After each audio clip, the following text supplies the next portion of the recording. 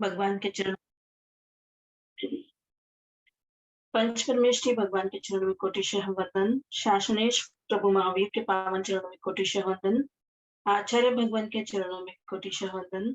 लोक में विचरण करते हुए सभी चारित्र आत्माओं के पावन चरणों में कोटिशः वंदन। एक सूत्र के द्वारा अपन क्लास की स्टार्ट करेंगे। जो जन श्रद्धा भाव से करे श्रुत का ज्ञान, ज्ञानावरणीय कर्मटले प्राप्त करे सद्ज्ञान। तेरा ज्ञान अनंत है, मुझे ज्ञान की प्यास, केवल ज्ञानी मैं बनूं, यही है अंतिम आस। केवल दर्शी मैं बनूं, यही है अंतिम आस। सभी को सादर जय जिनेन्द्र। पिछली कक्षा में हमने ज्योतिषी देवों का अधिकार देखा था, ज्योतिषी देवों के बारे में जाना था। आज हम लोग ऊर्ध्व लोक के बारे में जानेंगे। वहां पर कौन कौन रहते हैं और क्या क्या रचनाएं है ऊर्ध्व लोक में, इसके बारे में हम लोग जानेंगे। तो तिरछालोक के ऊपर, तिरछालोक के 900 योजन ऊपर जाने पर ऊर्ध्व लोक शुरू होता है। यहाँ पर क्या क्या है ऊर्ध्व लोक में?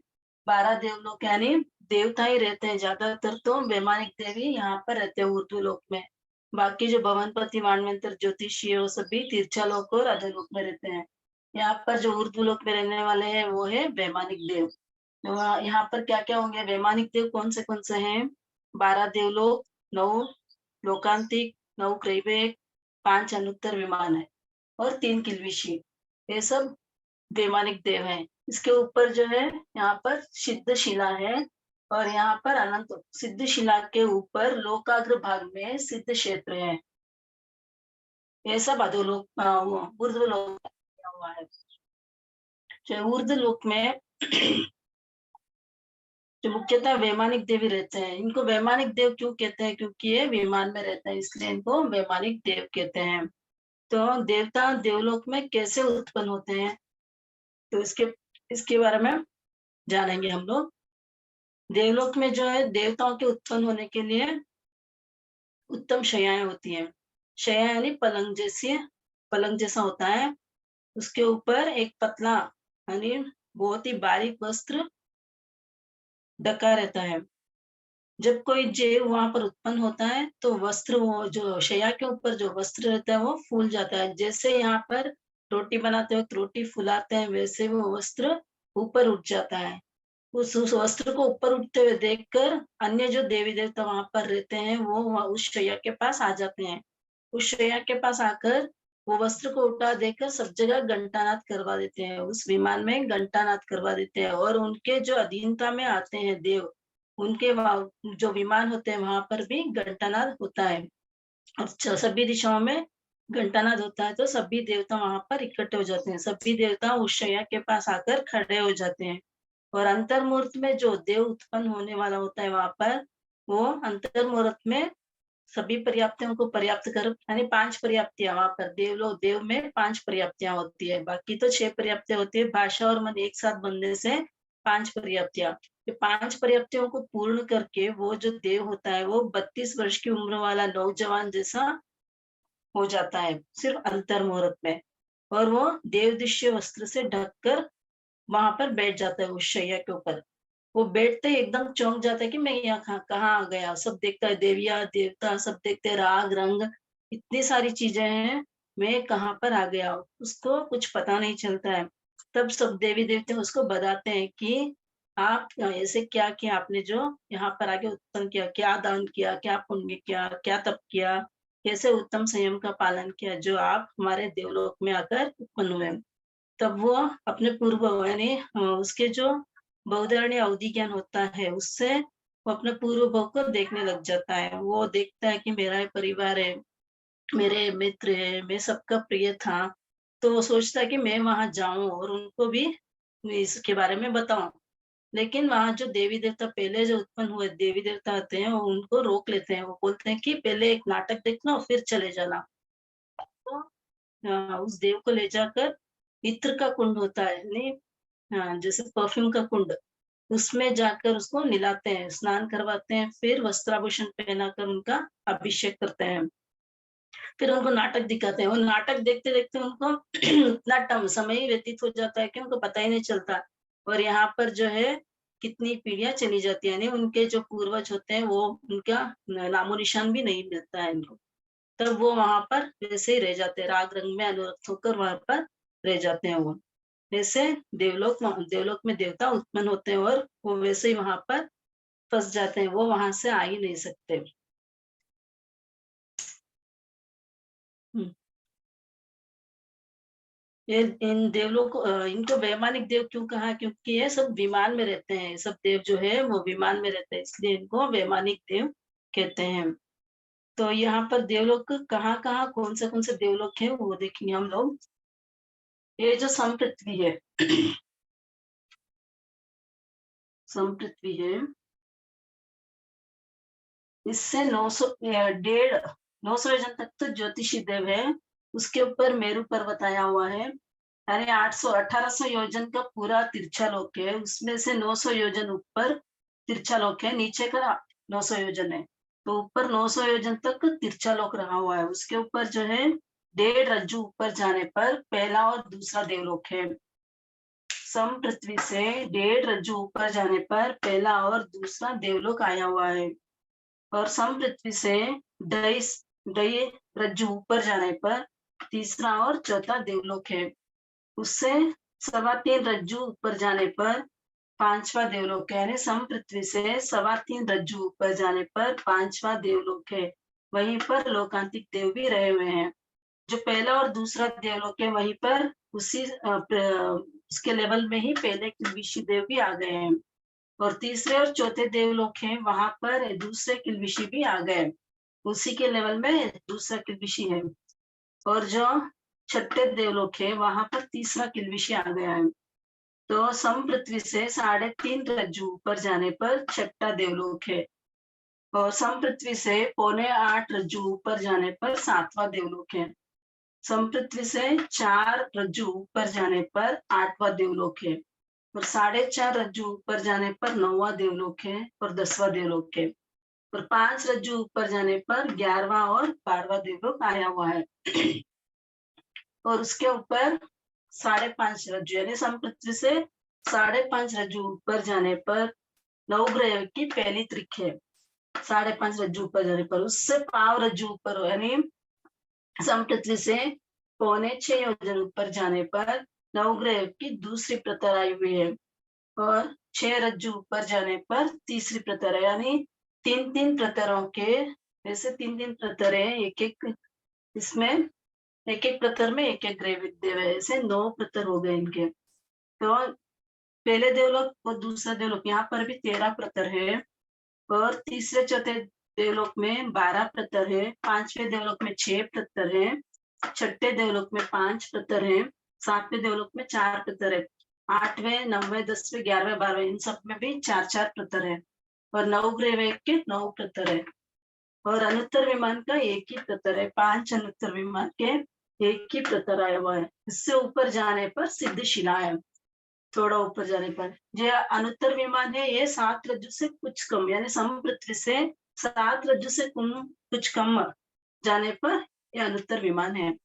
और 7 रज्जु का पूरा 7 रज्जु से थोड़ा सा कम है, पूरा ऊर्ध्व लोक है अपना। ये जो है ना पहले और दूसरा देवलोक ये किस पर रहे हुए हैं? ये गनोदधि पर रहे हुए हैं। यानी वो किसके आधार पर टिके हुए हैं? गनोदधि के आधार पर टिके हुए हैं, पहला और दूसरा देवलोक। तो ये प्रतरों के बीच में भी गनोदधि आए हुए हैं, यानी संख्यात योजन से कुछ कम गनोदधि वलय है। और तीसरे और चौथे देवलोक में गनवात वलय है। तीसरा और चौथा जो देवलोक है वो गनवात पर टिका हुआ है।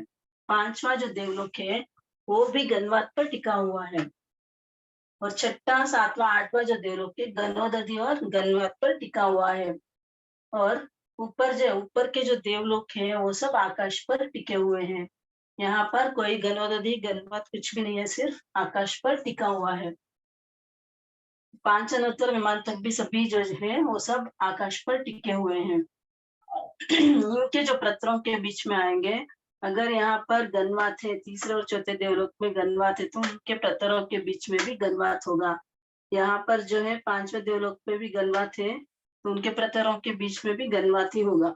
और छठे, सातवें, आठवें देवलोक में गणोदधि भी है और गणवात भी है, तो इनके प्रतरों के बीच में भी गणोदधि भी रहेगा और गणवात भी रहेगा। और ऊपर के जो देवलोक है वहां सब सिर्फ आकाश के आधार पर टिके हुए हैं, तो इनके प्रतरों के बीच में भी संख्यात वजन के आकाश भी होंगे। आकाश के आधार पर ही ये सब प्रतर टिके हुए रहेंगे। और यहाँ पर जो है मेरू पर्वत 1 लाख योजन का है, जो 1 लाख योजन का है 900 योजन तिरछा लोक में आ गया, बाकी का जो हिस्सा है वो सब ऊर्ध्व लोक में आएगा। ये मेरू पर्वत का बाकी का जो ऊपर का हिस्सा है वो ऊर्ध्व लोक में आएगा। 900 योजन के नीचे का जो हिस्सा है वो तिरछा लोक में आएगा, यानी मध्य लोक में आएगा। ये हो गया अपना वैमानिक देवों के स्थिति का, कहाँ कहाँ पर कौन से वैमानिक देव है करके।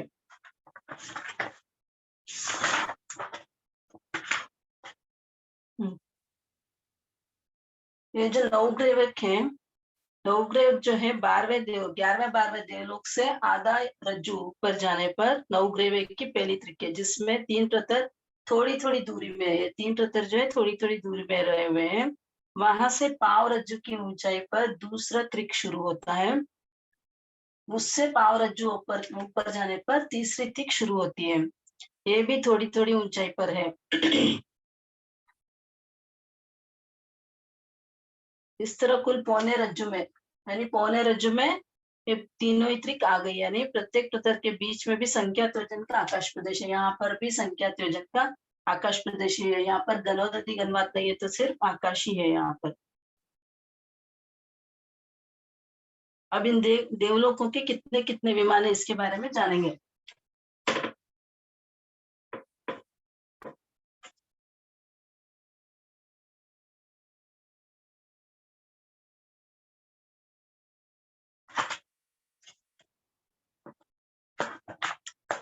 जैसे जिस नारकी में प्रतर थे उस तरह के प्रतर यहाँ पर भी आए हुए देवलोक में। पहला दूसरा देवलोक यहाँ पर है, पहला दूसरा देवलोक यहाँ पर प्रतर आए हुए हैं। तीसरा चौथा देवलोक है, यहाँ पर भी वैसे प्रतर आए हुए हैं। 12 प्रतर है, यहाँ पर 13 प्रतर है। पांचवें देवलोक में 6 प्रतर है। और जो बीचों बीच जो प्रतर आया हुआ है उसे रिष्ट प्रतर कहते हैं। बीच में जो पांचवें देवलोक में जो बीच का जो प्रतर है वो है रिष्ट प्रतर। और बाकी सभी जगह जैसे प्रतर आए हुए हैं, जैसे नारकिम में प्रतर थे वैसे ही देवलोक में भी प्रतर होते हैं। अभी पहले देवलोक में कितने विमान होंगे?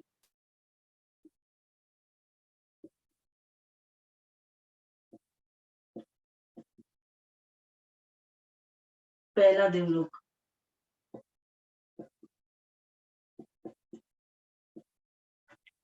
32 लाख विमान। पहले देवलोक में 32 लाख विमान होते हैं। दूसरा देवलोक 28 लाख विमान होते हैं। तीसरा देवलोक में 12 लाख। चौथे देवलोक में 8 लाख। पांचवें देवलोक में 4 लाख। छठे देवलोक में 50,000। जैसे जैसे ऊपर जाते रहते हैं वैसे वैसे विमानों की संख्या कम पड़ती जाती है। सातवें देवलोक में 40,000। आठवें देवलोक में 6,000। 9वें 10वें देवलोक में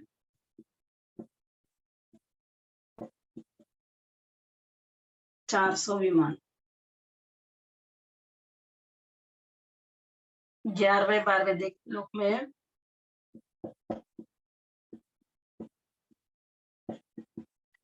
11वें 12वें देवलोक में 300।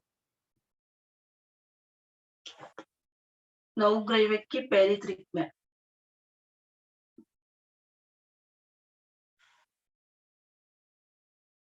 पहली त्रिक में 111। नवग्रह की दूसरी त्रिक में 107। नवग्रह की तीसरी त्रिक में 100 विमान, और 5 अनुत्तर विमान में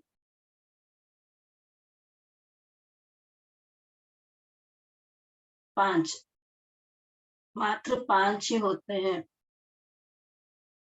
मात्र 5 विमान होते हैं। कुल विमानों की संख्या कितनी है?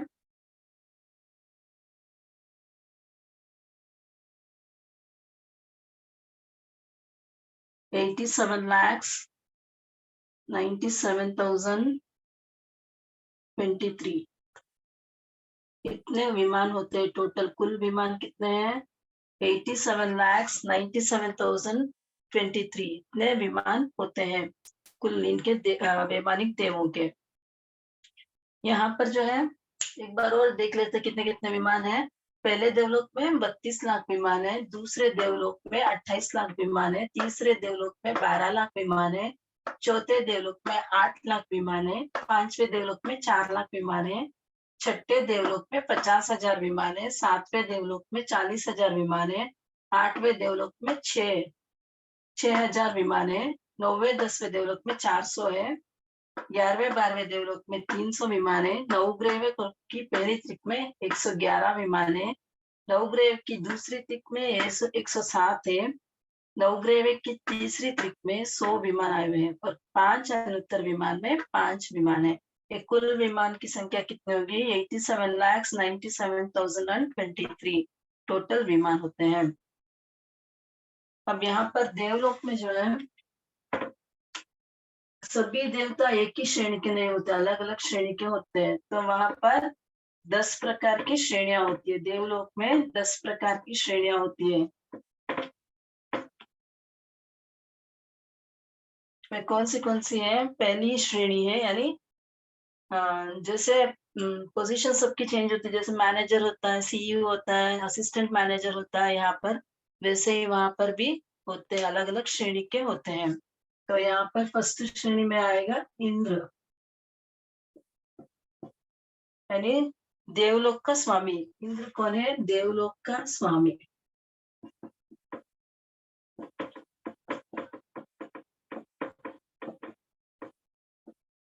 इनकी आज्ञा वहां पर चलती है, सभी इनकी आज्ञा का पालन करते हैं। तो ये सब श्रेणियां हैं। पहली श्रेणी है इंद्र की, दूसरी श्रेणी है सामानिक देवों की।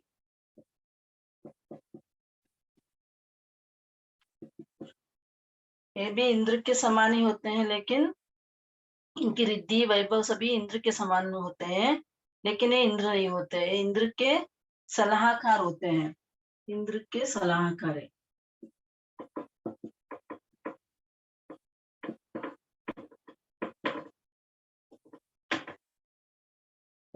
ये जो सामानिक देव, इनकी रिद्धि वैभव कांति सभी इंद्र के समान होते हैं, लेकिन इंद्र नहीं होते हैं, इंद्र के सलाहकार होते हैं।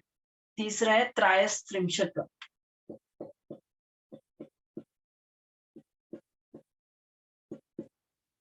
त्रयस्त्रिंशत् देव,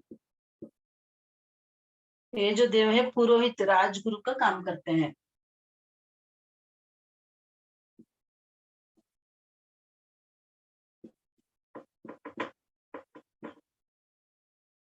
ये जो देव है पुरोहित राजगुरु का काम करते हैं। ये 33 की संख्या होने से इनको त्रयस्त्रिंशत् कहते हैं। इनकी संख्या 33 की होती है, इसीलिए इनको त्रयस्त्रिंशत् कहते हैं। चौथी श्रेणी है पार्षद। जैसे यहाँ पर एमएलए एमएलसी होते हैं, वैसे ही यहाँ पर पार्षद है। जैसे परिषद में बैठने योग्य देव जो इंद्र के मित्र के समान होते हैं, ये परिषद में आकर बैठते हैं, परिषद में बैठने वाले।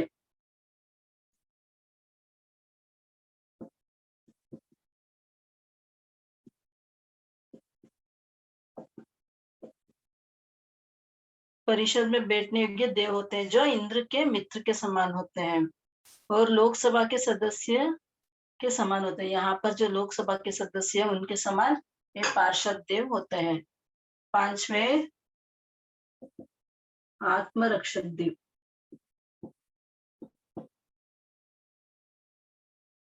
यहाँ पर जो बॉडीगार्ड होते हैं, एमएलए, एमएलसी, एमपी, सीएम के सभी बॉडीगार्ड होते हैं, वैसे ही ये आत्मरक्षक देव है जो इंद्र की रक्षा करते हैं। इंद्र की रक्षा करते हैं। छठी श्रेणी में है लोकपाल।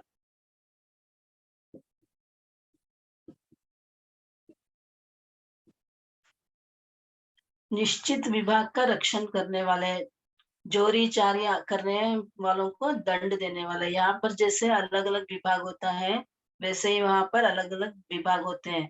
एक निश्चित विभाग का लोकपाल उसका रक्षण करने वाले होते हैं। कोई चोरी जारी करे तो उनको दंड देने वाले भी यही होते हैं, लोकपाल देवी होते हैं।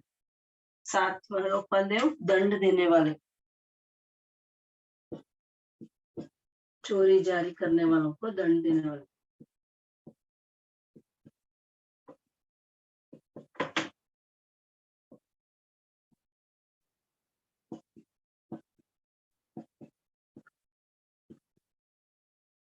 सातवां है अनिक देव।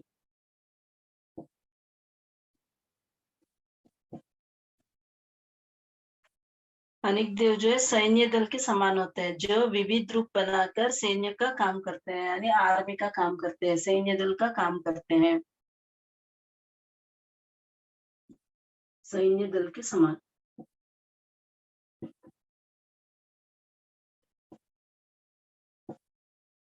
8वां है प्रकीर्णक देव।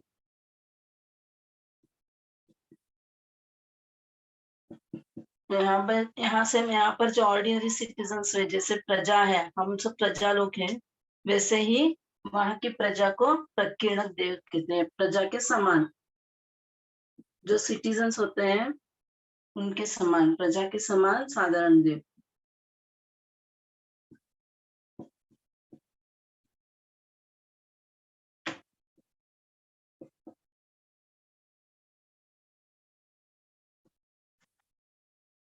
आभियोगिक देव।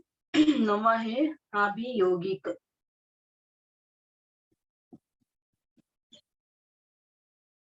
9वीं श्रेणी में है आभियोगिक देव, जैसे मनुष्य लोग के नौकर चाकर दास आदि के समान।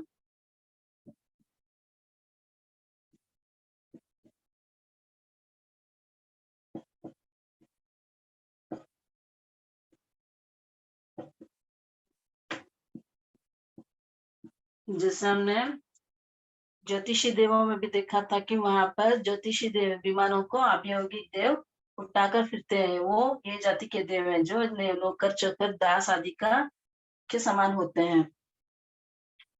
10वीं श्रेणी में है किल्बिशिक देव।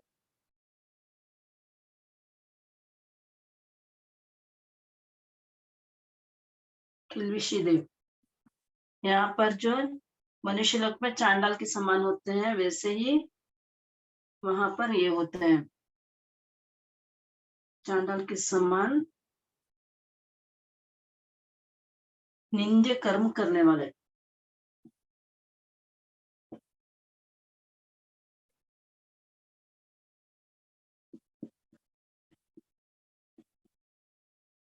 ये हो गई 10 श्रेणियां। एक बार और बोलते हैं 10 श्रेणियों के नाम। पहली श्रेणी में है इंद्र, दूसरी श्रेणी में सामानिक देव, तीसरी श्रेणी में त्रायस्त्रिंशक देव, चौथी श्रेणी में है पार्षद, 5वीं श्रेणी में आत्मरक्षक देव, 6ठी श्रेणी में है लोकपाल, 7वीं श्रेणी में अनिक, 8वीं श्रेणी में है प्रकीर्णक देव, 9वीं श्रेणी में है आभियोगिक देव, 10वीं श्रेणी में है किल्बिशिक देव। और ये सब इनके काम, जो जो इनकी विशेषता है वो सब यहाँ पर है। जो अभी ये जो 10 श्रेणियां बताई गई है, सभी देवलोक में होंगे क्या? सभी जगह है क्या? भवनपति वाणिका तो किस किस में कितने कितने होंगे? जैसे भवनपति और वैमानिक में 10 तरह के देव होते हैं।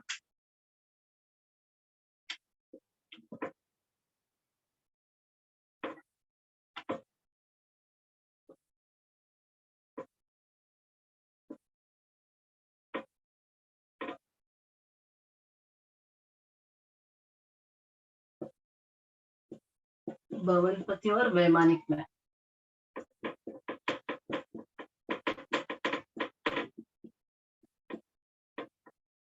10 श्रेणियां होती है।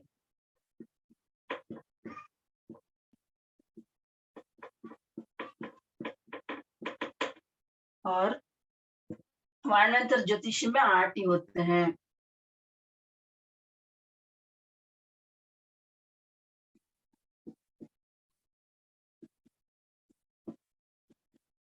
आठ होते हैं। ऊपर जो 10 बताए थे, 10 में से कौन से नहीं होंगे? त्रयस्त्रिंशत्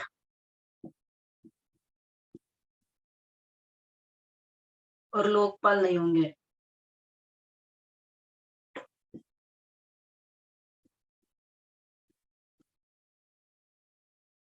ये जो वैमानिक देव में 10 प्रकार की श्रेणियां बताई थी, वो भवनपति में भी होंगी और वैमानिक में भी 10 प्रकार की श्रेणियां होती है, लेकिन वाणिज्य और ज्योतिषी में सिर्फ 8 श्रेणियां ही होंगी।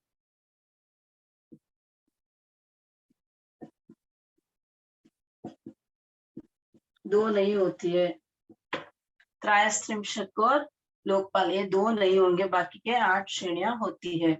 अब यहाँ पर इंद्र कितने कितने होंगे, किस किस में कितने इंद्र है, उसके बारे में जानेंगे।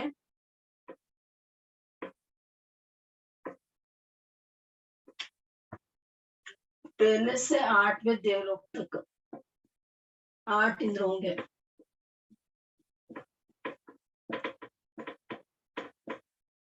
9वें और 10वें देवलोक के 1 इंद्र होंगे। 11वें और 12वें देवलोक में 1 इंद्र होंगे। ये वैमानिक देवों में। वैमानिक में टोटल 10 इंद्र होंगे। तो भवनपति 10 प्रकार के भवनपति है। उत्तर और दक्षिण के हिसाब से 2-2 होंगे, तो 10 × 2 20 इंद्र होंगे। जो वाणवंतर के 16 प्रकार के देव है, उसमें भी उत्तर दक्षिण के हिसाब से 2-2 देव होंगे, तो 32 इंद्र होंगे। और ज्योतिषी के चंद्र और सूर्य 2 ही होंगे। चंद्र सूर्य 2 इंद्र ही होते हैं, तो टोटल 64 इंद्र होते हैं।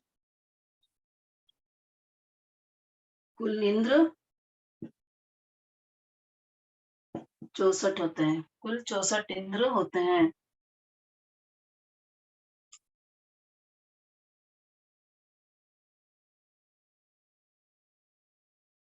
वैमानिक देवों के 10 इंद्र होंगे। 1 से 8 देवलोक के 1-1 इंद्र होंगे, यानी पहले देवलोक में 1 इंद्र होगा, दूसरे देवलोक में 1 इंद्र होगा। वैसे 8वें देवलोक तक 8 इंद्र होंगे।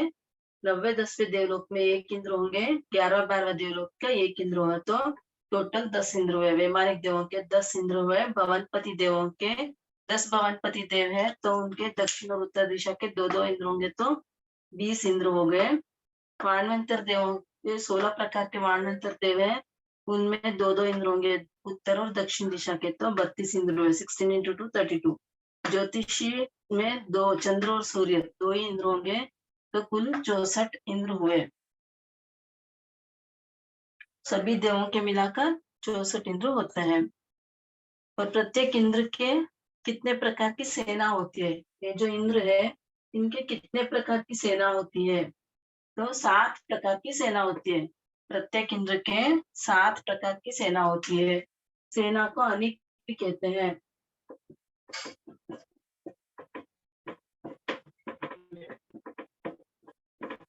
अनिक देव। तो देवों की श्रेणियां देखी थी, उसमें अनेक देव थे जो रक्षा करने वाले, आर्मी वाले जो देव है, वो सेना के अनेक देव भी कहते हैं उनको। तो 7 प्रकार के अनेक देव जो है, हाथी है, दूसरा घोड़ा है, तीसरा रथ, चौथा पैदल, पांचवा वृषभ,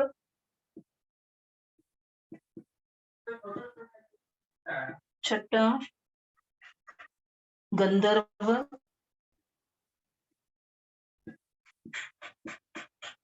और सातवा जो है नाटक।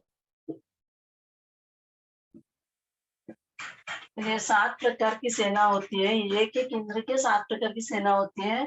जो 7 प्रकार की सेना कौन सी है? हाथी, घोड़ा, रथ, पैदल, वृषभ, गंधर्व और नाटक। ये 7 प्रकार की सेनाएं प्रत्येक इंद्र की होती है। तो देवियों का शरीर कैसे होता है? तो देव देवियों का शरीर जो है वैक्रिय शरीर होता है उनका, जिसमें रक्त, मांस, हड्डियां, आंतड़े आदि नहीं होते हैं। सारभूत पदार्थों से उनका शरीर उत्पन्न होता है। पूर्व उपार्जित प्रशस्त नाम कर्म के प्रभाव से शुभ लक्षणों से युक्त अंगोपांग होते हैं इनके। दांत सफेद चमकते हुए होते हैं। होठ प्रवाल से भी ज्यादा लालिमा युक्त होते हैं। और केश इनके काली केश राशि होती है। समचोरस संस्थान होता है इनके। और उनके शरीर में पसीना नहीं आता है। देवताओं के शरीर में पसीना नहीं आता है। सदा रत्नमय आभूषणों से सुसज्जित रहते हैं। कभी भी रत्नमय आभूषणों से सुसज्जित ही रहते हैं वो। धरती पर आते हैं तो उत्तर वक्रीय शरीर आते हैं और धरती से चार अंगुल ऊपर ही रहते हैं वो। उनके पांव 4 अंगुल ऊपर रहते हैं। तो देवताओं के संतान नहीं होती है क्या? पूछ रहे हैं कि देवताओं के संतान नहीं होती, तो बता रहे हैं यहाँ पे नहीं, देवताओं के संतान नहीं होती है। क्यों नहीं होती? क्योंकि वो शैया से ही उत्पन्न होने वाले हैं। वे तो स्वयं ही कर्म के उदय से देव शैया में उत्पन्न होते हैं। जब तक आयुष्य पूर्ण नहीं करते तब तक उस शैया में दूसरा देव उत्पन्न नहीं होता है।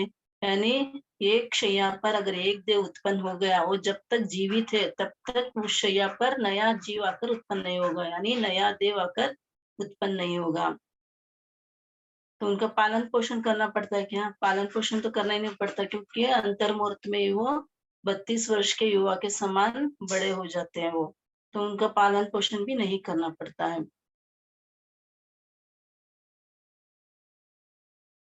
तो देवता विषय सेवन करते हैं क्या? तो यहाँ पर उत्तर दे रहे हैं कि हाँ, देव विषय सेवन करते हैं, जिससे देवता के शुक्र पुद्गल देवी के शरीर में प्रविष्ट होकर वे उस देवी के रूप, लावण्य, कांति आदि को बढ़ा देते हैं। और देव विषय सेवन किस प्रकार करते हैं? भवनपति, वाणवंतर, ज्योतिषी, पहला दूसरा देवलोक, यानी 64 प्रकार के देवता जो है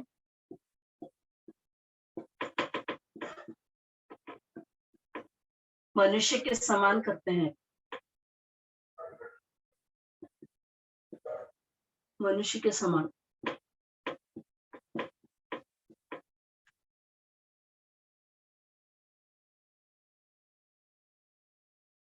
मनुष्य के समान काया से काम भोग करते हैं।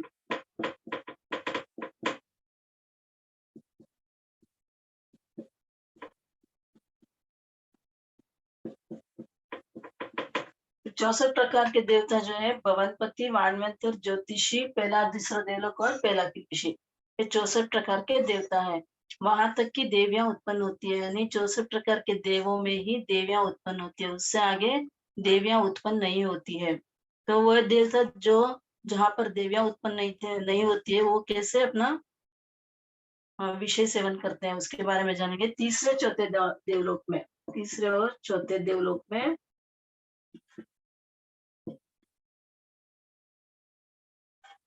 स्पर्श मात्र से।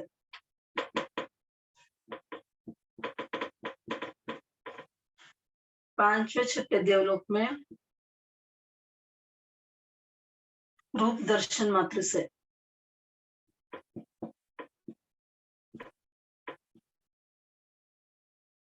सातवें आठवें देवलोक में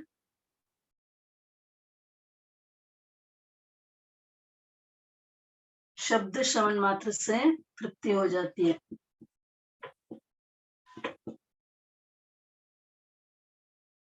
नौवें से 12वें देवलोक तक चिंतन मात्र से।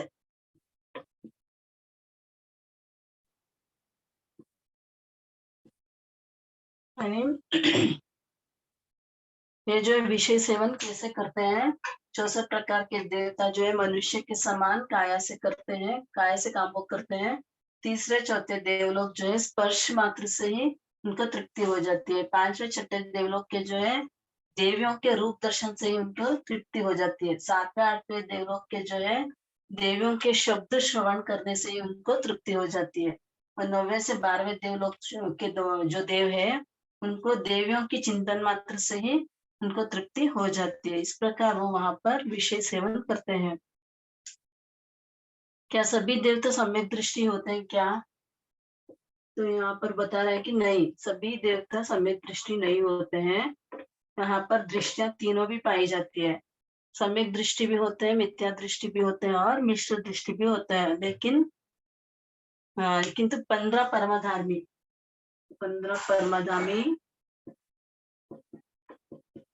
और 3 किल्बिषी, ये जो है एकांत मिथ्या दृष्टि देव होते हैं। एकांत मिथ्या दृष्टि है।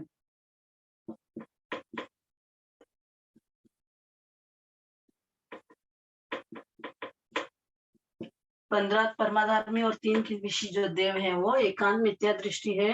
और 5 अनुत्तर विमान के जो देव हैं वो एकांत सम्यक दृष्टि है।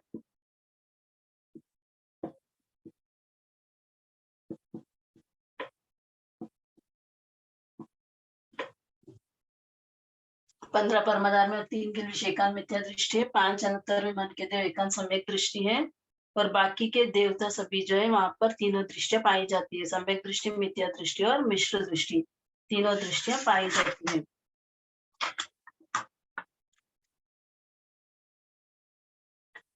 ये जो 4 अनुत्तर विमान के देव हैं यहाँ पर हीनाधिक पुण्य वाले होते हैं। यानी 5 अनुत्तर विमान के देवों में सम पुण्यवानी होते हैं कि अलग अलग पुण्यवानी होते हैं। यानी अलग अलग देवों के अलग अलग पुण्यवानी होती है कि सभी का पुण्य एक जैसे होता है। उसके बारे में बता रहे हैं कि 4 अनुत्तर विमान के जो देव है उनमें हीनाधिक पुण्य होते हैं। यानी हीनाधिक पुण्य, किसी के कम होता है पुण्यवानी, किसी के ज्यादा होता है। परंतु सर्वात सिद्ध विमानवासी देव जो है वो सर्वोत्कृष्ट पुण्य वाले वाले होते हैं। शास्त्रकार कहते हैं कि उनके शरीर के अवगाना एक हाथ से भी कम है। लेकिन जो सर्वात सिद्ध विमान के जो देव है उनकी अवगाना एक हाथ से भी कम है।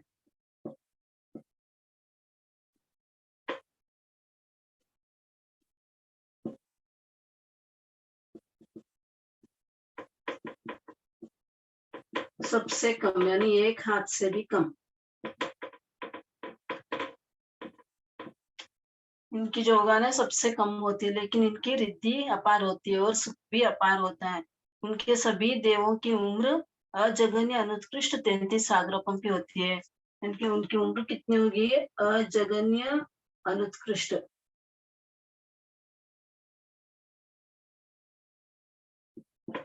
33 सागरोपम की होती है। यानी 33 सागरोपम से कम स्थिति इनकी होती नहीं है।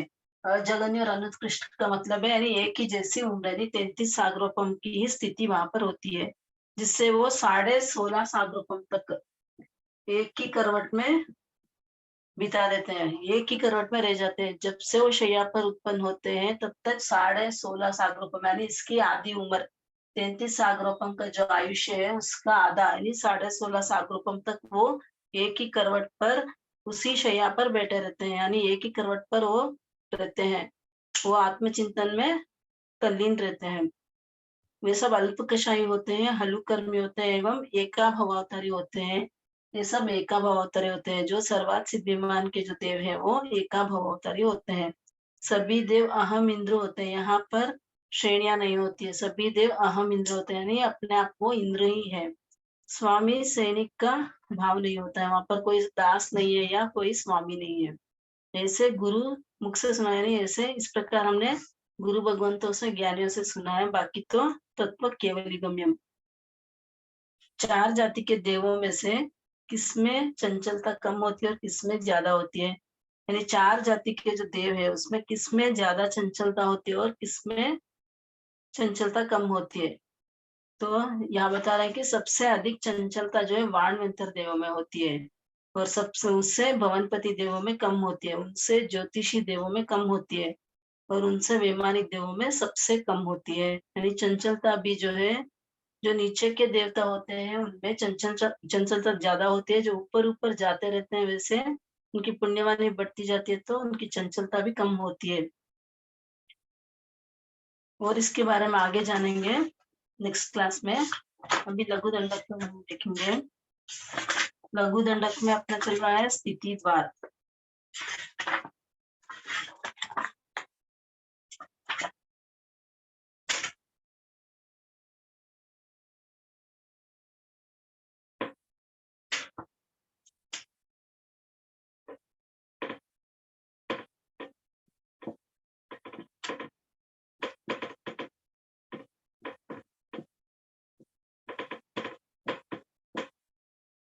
स्थिति द्वार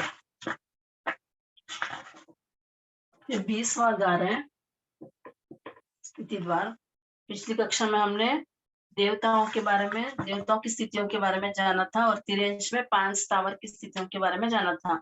आज हम 3 विकलेंद्रिय, द्विंद्रिय, त्रिंद्रिय और चौरेंद्रिय, इनकी जो जगन्य स्थिति है, तीनों की भी जगन्य स्थिति अंतर्मुहूर्त है। अंतर्मुहूर्त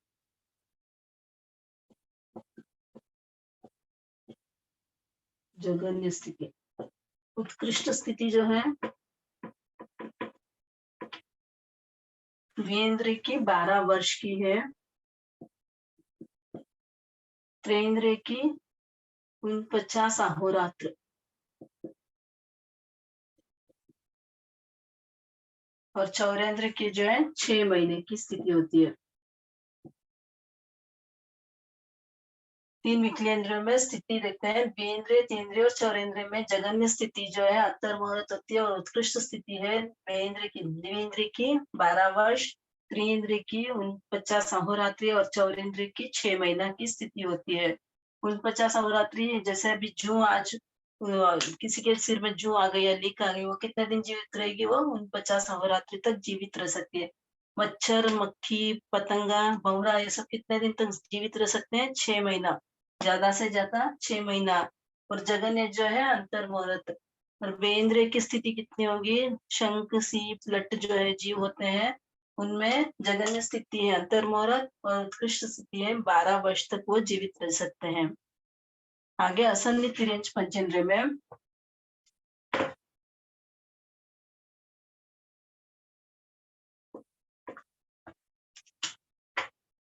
असन्नित तिर्यंच पंचेंद्रिय, इनमें 5 प्रकार के हैं। असन्नित तिर्यंच पंचेंद्रिय में 5 प्रकार के हैं। जलचर, स्थलचर, खेचर, पूर्व परिसर, भुज परिसर। इन सब की भी जगन्य स्थिति जो है अंतर्मुहूर्त है।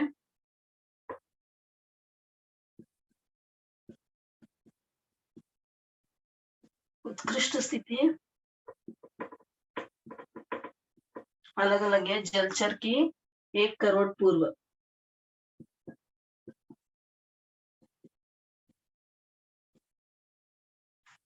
स्थलचर की है 84,000 वर्ष,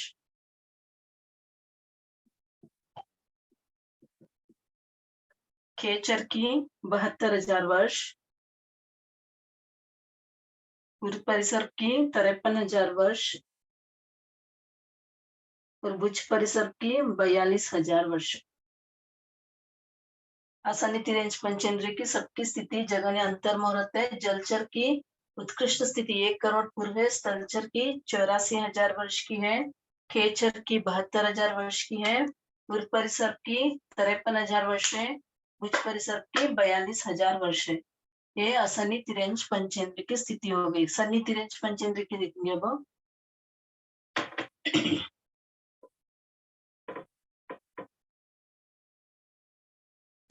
जलचर की 1 करोड़ पूर्व है, स्थलचर की 3 पल्योपम, जगन्य स्थिति सबके अंतर्मुहूर्त है। 3 पल्योपम, खेचर की पल्योपम का असंख्यात्वा भाग।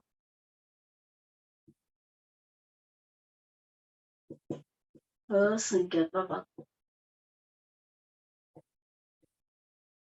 पूर्व परिसर की भी करोड़ पूर्व की है, 1 करोड़ पूर्व। और भुज परिसर की भी 1 करोड़ पूर्व की है।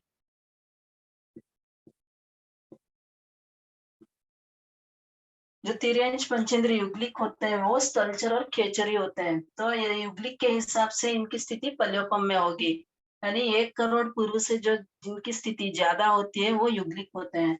तो यहाँ पर स्थलचर की स्थिति जो है 3 पल्योपम की, यानी 1 करोड़ पूर्व से ज्यादा है, और खेचर की स्थिति पल्योपम का असंख्यात्मक भाग है, यानी 1 करोड़ पूर्व से इनकी स्थिति ज्यादा है। तो ये युग्लिक तिर्यंश पंचेंद्र में सिर्फ 2 ही होते हैं, स्थलचर और खेचर है, दोनों ही युग्लिक होते हैं, बाकी सब युग्लिक नहीं होते हैं। जलचर और परिसर, भुज परिसर में सब युग्लिक नहीं होते हैं, ऐसा मैंने ज्ञानी भगवंतों से सुना है। तो स्थलचर और खेचर का आयु ज्यादा होगी, पल्योपम में आयु होगी, बाकी सबकी 1 करोड़ पूर्व। इजी है याद रखना इसको, 1 करोड़ पूरे, 1 करोड़ पूरे, 1 करोड़ पूर्व, स्थलचर और खेचर को छोड़कर।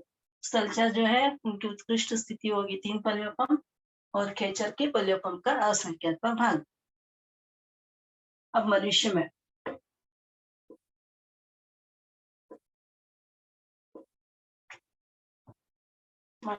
में आसन्न मनुष्य में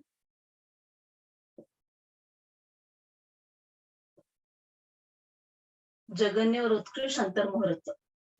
जगन्य भी अंतर्मुहूर्त होगा, मैं शॉर्ट फॉर्म में लिखते हैं अंतर्मुहूर्त, और उत्कृष्ट भी अंतर्मुहूर्त होगा, उनकी स्थिति अंतर्मुहूर्त होगी। और युग्लिक मनुष्य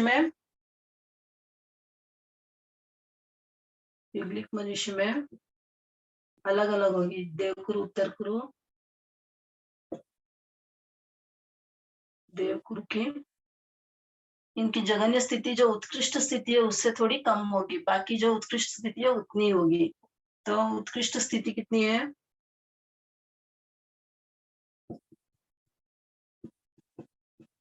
3 पल्योपम की। देवकुरु, उत्तर कुरु में 3 पल्योपम की स्थिति होगी। हरिवास, रम्यकवास में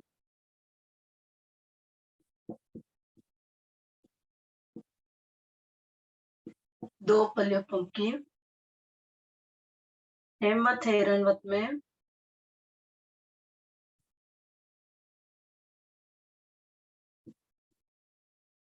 1 पल्योपम की। देवकुरु, उत्तर कुरु की 3 पल्योपम, हरिवास, रम्यकवास की 2 पल्योपम, हेमवत और हिरण्यवत की 1 पल्योपम की स्थिति होगी, उत्कृष्ट स्थिति। और इनकी जगन्य स्थिति कितनी होगी? उत्कृष्ट स्थिति से थोड़ी सी कम होगी, देश होनी होगी, यानी देश होनी इनकी सबकी उत्कृष्ट स्थिति होगी, लेकिन जो इनमें जो स्त्री होती है युगलिनी, युगल की तो इतनी जो उत्कृष्ट स्थिति बताई है वही होगी। जो स्त्रियां होती है युगलिनी होती है उनकी थोड़ी सी कम होती है, बाकी सबकी भी उत्कृष्ट परिपूर्ण होती है। कर्मभूमि सन्नि मनुष्य में जगन्य अंतर्मूर्त और 3 पल्यपम की स्थिति होगी। संख्यात वर्षायुष की अपेक्षा से 1 करोड़ पूर्व होगी, और असंख्यात वर्षायुष की अपेक्षा से 3 पल्योपम की होगी। यानी कर्म भूमि में जो स्थिति होगी वो 1 करोड़ पूर्व की होगी, और जो युग्लिक होंगे उनकी अपेक्षा से 3 पल्योपम की स्थिति होगी मनुष्य, कर्म भूमि मनुष्य में। महाविद्य क्षेत्र की अपेक्षा से जगन्य अंतर्मुहूर्त होगी, और उत्कृष्ट 1 करोड़ पूर्व की स्थिति होगी। अब जो अवसर पीढ़ी काल की अपेक्षा से मनुष्य की स्थिति देखेंगे। अवसर पीढ़ी काल में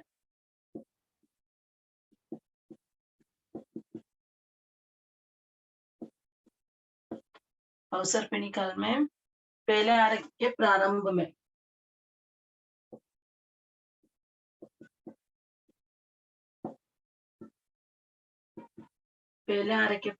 में जगन्य 3 पल्योपम से कुछ कम।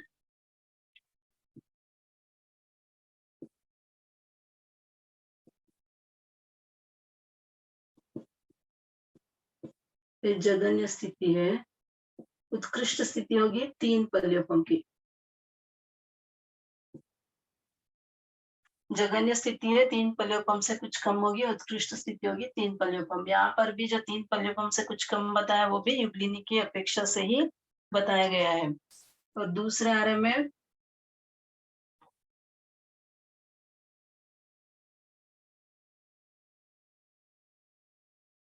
में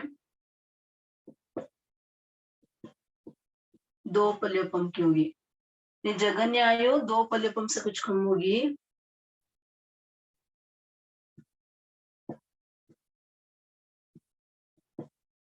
और उत्कृष्ट आयु 2 पल्योपम की होगी। यहाँ पर भी युगलिन की अपेक्षा से ही समझना। तीसरे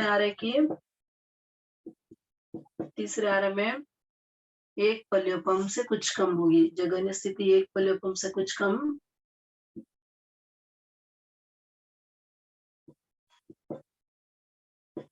और उत्कृष्ट 1 पल्योपम। ये जो जगन्य आयु है वो युगलिनी के हिसाब से, युगलिनी की आयु के हिसाब से उनकी अपेक्षा से जो है कुछ कम होगी। 3 पल्योपम से कुछ कम, 2 पल्योपम से कुछ कम और 1 पल्योपम से कुछ कम। ये स्त्रियां जो होती है उनकी आयु थोड़ी सी कम होगी, बाकी पुरुषों की तो आयु पूरी होगी, परिपूर्ण होगी। और तीसरा आरे में 2 विभाग किए होंगे, अकर्म भूमि की अपेक्षा से और कर्म भूमि की अपेक्षा से। ये अकर्म भूमि की अपेक्षा से हो गया। और कर्म भूमि की अपेक्षा से अरे तीसरा आरे का जो लास्ट पार्ट होता है वहां पर कर्म भूमि शुरू हो जाती है। तो वहां पर स्थिति होगी जगन्य, अंतर्मुहूर्त और उत्कृष्ट 1 करोड़ पूर्व की। और चौथे आरे में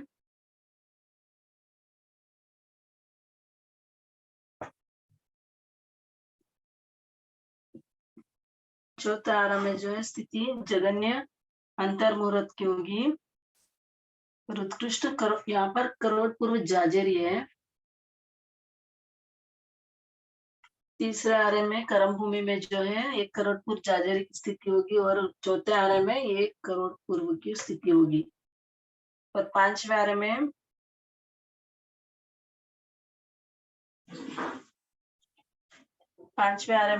अंतर्मुहूर्त और 100 वर्ष की स्थिति होगी। छठे आरे में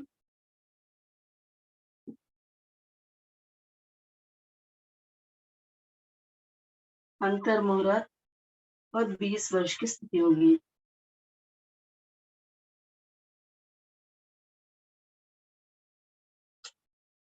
एक बार और देखेंगे। औसत पे निकाल में पहले आरे के प्रारंभ में जगन्य 3 पल्योपम से कुछ कम की स्थिति होगी, उत्कृष्ट 3 पल्योपम की होगी। दूसरे आरे में जगन्य स्थिति 2 पल्योपम से कुछ कम होगी और उत्कृष्ट स्थिति 2 पल्योपम की होगी। तीसरे आरे में 1 पल्योपम से कुछ कम होगी, अकर्म भूमि की अपेक्षा से 1 पल्योपम से कुछ कम होगी और उत्कृष्ट स्थिति 1 पल्योपम की होगी। कर्म भूमि की अपेक्षा से अंतर्मुहूर्त, तीसरे आरे के कर्म भूमि की अपेक्षा से जगन्य अंतर्मुहूर्त होगी, उत्कृष्ट 1 करोड़ पूर्व जाजेरी होगी। चौथे आरे में जगन्य अंतर्मुहूर्त की स्थिति होगी, उत्कृष्ट 1 करोड़ पूर्व की स्थिति होगी। पांचवें आरे में जगन्य अंतर्मुहूर्त उत्कृष्ट 100 वर्ष की स्थिति होगी। छठे आरे में जगन्य अंतर्मुहूर्त उत्कृष्ट 20 वर्ष की स्थिति होगी। और छठे आरे में जो स्त्री है उसकी उत्कृष्ट स्थिति 16 वर्ष की होगी, पुरुषों की 20 वर्ष की होती है। ये जम्बूजी प्रज्ञप्ति में आया हुआ है।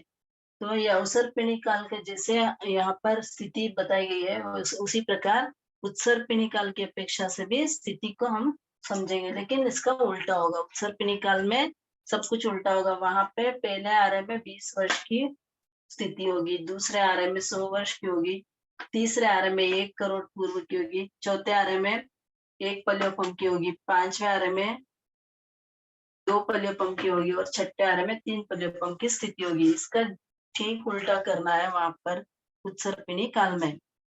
ये हो गया अपना स्थिति द्वार। आगे च्यवन द्वार।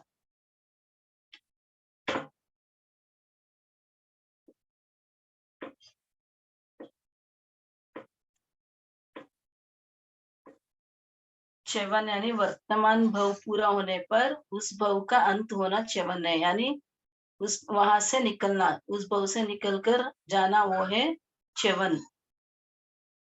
नार की जीव एक समय में कितने च्यवते हैं, यानी एक समय में कितने जीव वहां से मरकर निकलते हैं, यानी उसका समाधान है जगन्य एक उत्कृष्ट असंख्यात च्यवते, यानी नार की जीव कितने एक समय में च्यवते हैं, तो जगन्य एक उत्कृष्ट असंख्यात च्यवते हैं। और नार की भवनपति से 8वें देवलोक तक ऐसे ही है। नार की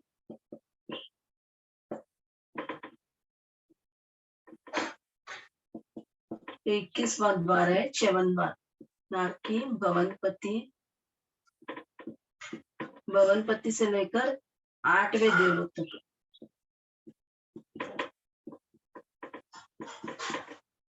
जगन्य एक समय में एक च्यवेंगे, यानी एक वहां से निकलेंगे, और उत्कृष्ट असंख्यात,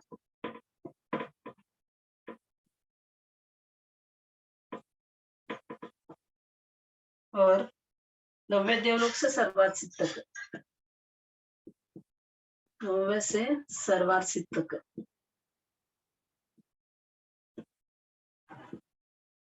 जगन्य एक उत्कृष्ट संख्याता,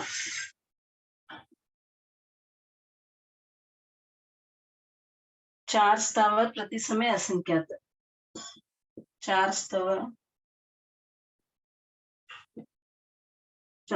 कौन से मुझसे? पृथ्वी, अपकाय, तेवुकाय और वायुकाय। ये जो 4 स्थावर है प्रति समय जगन्य, प्रति समय असंख्याता ही च्यवेंगे।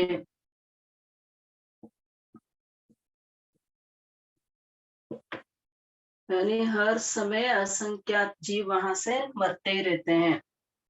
और वनस्पति काय में प्रति समय अनंत जीव,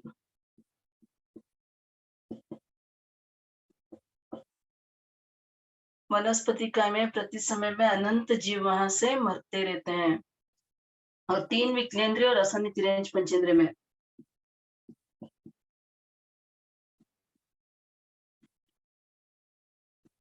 असनि तिर्यंच पंचेंद्रिय में, यहाँ पर भी जगन्य एक उत्कृष्ट असंख्याता।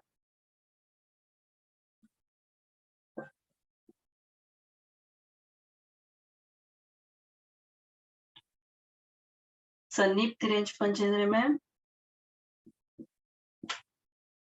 सन्नि तिर्यंच पंचेंद्रिय में भी जगन्य एक उत्कृष्ट असंख्याता चलते हैं। और युग्लिक मनुष्य में और कर्मभूमि मनुष्य में, युग्लिक और कर्मभूमि में मनुष्य संख्याता ही होते हैं, तो च्यवन भी उनका संख्याता ही होगा। जगन्य एक उत्कृष्ट संख्याता ही च्यवेंगे। यानी मनुष्य प्रति समय कितने मर सकते हैं? संख्याता ही मर सकते हैं। सिद्ध भगवान च्यवन नहीं होता है, सिद्ध भगवान में च्यवन नहीं।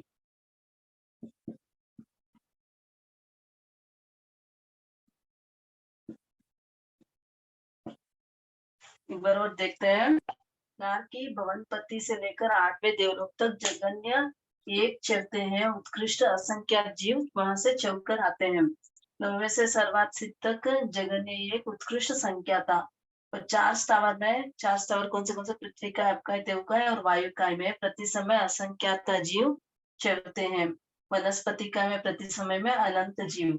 और 3 विकलेंद्रिय, असन्नि तिर्यंच पंचेंद्रिय, सन्नि तिर्यंच पंचेंद्रिय में भी जगन्य एक उत्कृष्ट असंख्याता चलते हैं। युग्लिक और कर्मभूमि मनुष्य में जगन्य एक उत्कृष्ट संख्याता जीवी चलते हैं, यानी मनुष्य में संख्याता जीवी च्यवन करते हैं। और 9वें से सर्वात सिद्ध में मनुष्य ही जाते हैं, इसीलिए वहां पर भी संख्याता ही लेना है। मनुष्य संख्याता है और वहां पर जाने वाले भी संख्याता है, तो वहां पर मर के आने वाले जो है ये मनुष्य में ही आते हैं। 9वें से सर्वात सिद्ध विमान तक जो देवलोक से आएंगे वो मनुष्य में ही आएंगे मरकर, तो कितने होंगे? संख्याता ही च्यवन करेंगे। सिद्ध भगवान में च्यवन नहीं होता है। जो हो गया अपना 56 बार। बाकी आगे का अपन अगली कक्षा में देखेंगे। आज इतना ही रखते हैं। जिनाज्ञा विरुद्ध कुछ भी कहने में आया तो आनंद सिद्ध भगवान केवल के साक्ष्य से हम अपन एक सूत्र के द्वारा अपनी क्लास को अंत करेंगे। अहो गुरु सा कृपा करीने दीदिया तम ज्ञान, भव भव में ना भूलेंगे आपका उपकार हो गुरु सा, आपका उपकार। अविनय आशातना जो भी हुई मुझको माफ करो, मेरे सारे कर्म मल को आप ही दूर करो, ओ गुरु सा आप ही दूर करो। जय जिनेंद्र।